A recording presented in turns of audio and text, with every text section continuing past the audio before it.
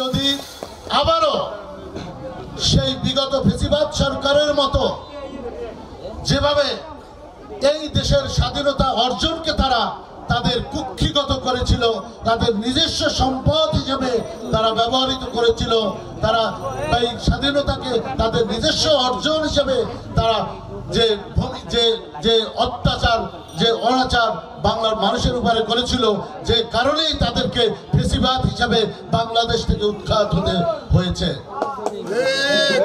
তাই আমি দৃঢ় প্রত্যয় ব্যক্ত করে বলতে চাই, 5ই আগস্টের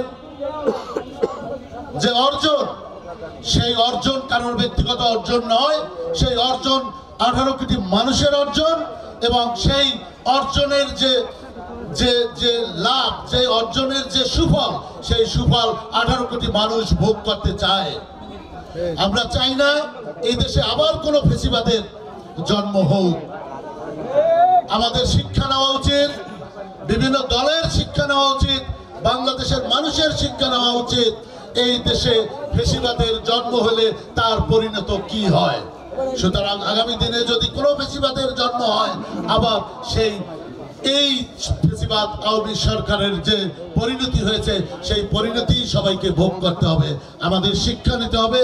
আমাদের দেশ একটি, আমাদের ভাষা একটি, আমাদের অর্জন এই দেশ বাংলাদেশ, আমাদের অর্জন আমাদের মাতৃভাষা।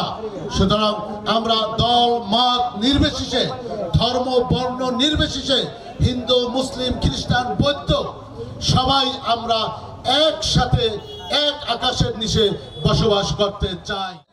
জাতীয় পার্টিকে আজকে একটি অহেতুক এবং অহেতুক একটি দোষারোপ করে জাতীয় পার্টিকে জাতি থেকে বিচ্ছিন্ন করার গভীর ষড়যন্ত্রে লিপ্ত হয়েছে কিছু কিছু মহল। আমরা স্পষ্টভাবে বলতে চাই, আমরা ফ্যাসিবাদী একটি রাজনৈতিক সংগঠন, আমরা গণতন্ত্রমুখী একটি রাজনৈতিক সংগঠন। আগামী দিনে যে নির্বাচন আসবে, সেই নির্বাচনে অবশ্যই জাতীয় পার্টি অংশগ্রহণ করবে। সেক্ষেত্রে জাতীয় পার্টির যে অগ্রযাত্রা কেউ রুদ্ধ করতে পারবে না। জাতীয় পার্টি সম্পর্কে অনেক ষড়যন্ত্র হয়েছে, আজকে যে ষড়যন্ত্র হচ্ছে তাকে রুখে দেবে জাতীয় পার্টির নেতা। আজকে আমাদের প্রিয় নেতা জিএম কাদের অত্যন্ত স্বচ্ছ পরিচ্ছন্নভাবে জাতির সামনে বারবার ব্যাখ্যা করেছে জাতীয় পার্টির অবস্থান। এই অবস্থানের পরও যারা জাতীয় পার্টিকে বিগত ফ্যাসিবাদী সরকারের দোষী হিসেবে বলতে চায়, আমরা স্পষ্টভাবে বলতে চাই, জাতীয় পার্টি কোনো ফ্যাসিবাদের দোষক নয়। জাতীয় পার্টি একটি দেশপ্রেমী রাজনৈতিক সংগঠন এবং আগামী দিনে আমরা সেইভাবেই এগিয়ে যাব।